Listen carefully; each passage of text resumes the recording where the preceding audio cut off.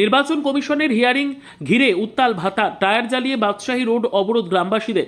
নির্বাচন কমিশনের SIR hearing বা শুনানির পদ্ধতি নিয়ে ক্ষোভে ফেটে পড়লেন পূর্ব বর্ধমানের ভাতার ব্লকের আলীনগর গ্রামের বাসিন্দারা।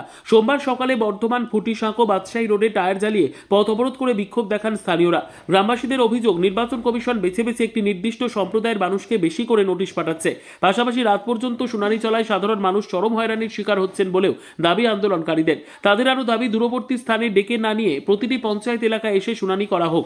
সকাল থেকে উত্তপ্ত হয়ে ওঠে আলীনগর গ্রাম। টায়ার জ্বালিয়ে রাস্তা অবরোধ করায় গুরুত্বপূর্ণ বাদশাহী সড়কে যান চলাচল সম্পূর্ণ বন্ধ হয়ে যায়। প্রায় কয়েক ঘন্টা ধরে চলে এই অবরোধ। খবর পেয়ে ঘটনাস্থলে পৌঁছয় পুলিশ ও স্থানীয় প্রশাসনের প্রতিনিধিরা। বিক্ষোভকারীদের সঙ্গে আলোচনার পর দাবি দেওয়া খতিয়ে দেখার আশ্বাস দেওয়া হলে বেলা 11:30 নাগাদ অবরোধ তুলে নেওয়া হয়। এরপর ধীরে ধীরে পরিস্থিতি স্বাভাবিক হয়। গ্রামবাসীদের হুঁশিয়ারি, এই হয়রানি বন্ধ না হলে আগামী দিনে আরো বৃহত্তর আন্দোলনে নামবেন তারা। দাদা, আপনারা যে এই অবরোধটা করেছেন, কি কারণে অবরোধ? এই যে সাধারণ মানুষকে হয়রানি করা হচ্ছে, যারা কাজ করে, দিনমজুরের কাজ করে, কারো 400 টাকা 500 টাকা 300 টাকা মজুরি, তাদেরকে সকাল ভোর 3টের সময় সেখানে লাইন দিতে হচ্ছে।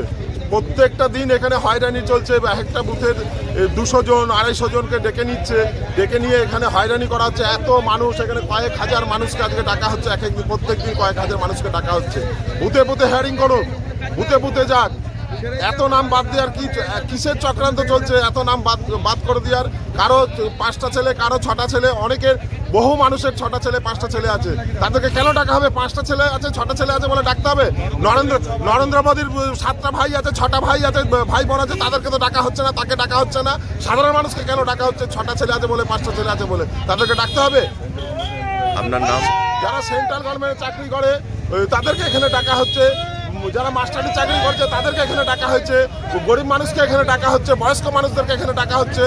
আমরা চাই গরিব মানুষ যারা কাজ করছে তাদের বাড়ি বাড়ি গিয়ে হিয়ারিং হোক, তাদের বাড়িতে যাক, তাদের বাড়ি থেকে জিজ্ঞাসা করুক এরা, নির্বাচন কমিশনের লোকরা গিয়ে কেন এই হয়রানি করা হচ্ছে মানুষকে। ঠিক আছে, আপনার নাম? আমার নাম রুদ্রপ্রসাদ কুন্ডু। আমি একটা সাধারণ মানুষ হিসাবে আমি এখানে আজকে এসেছি। ঠিক আছে।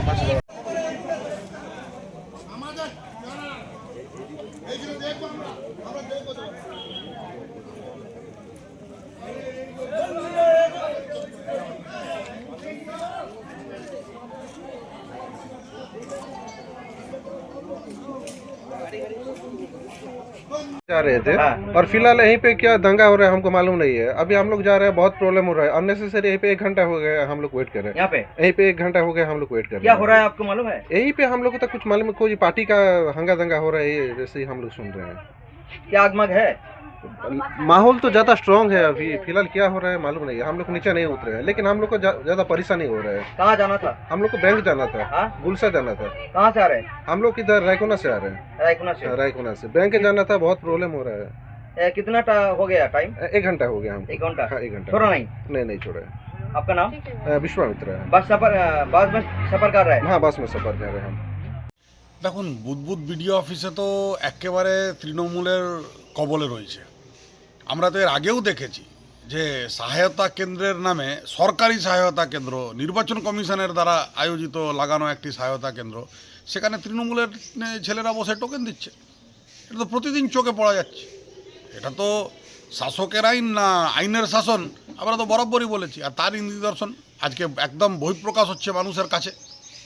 তাদের যেটা অভিযোগ হচ্ছে যে অযথা মানুষকে হয়রান করা হচ্ছে, এই কারণে তার এই অবরোধ।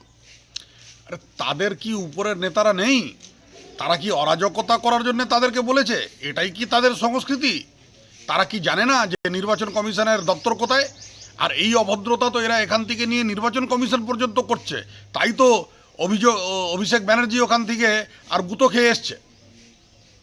এটাই তো এদের সংস্কৃতি। তার জন্যই তো পশ্চিমবঙ্গকে একেবারে কালিমালিপ্ত করে আর একেবারে পিছন সারিতে করিয়ে রেখে দিয়েছে এই তৃণমূল কংগ্রেসের লোকজন।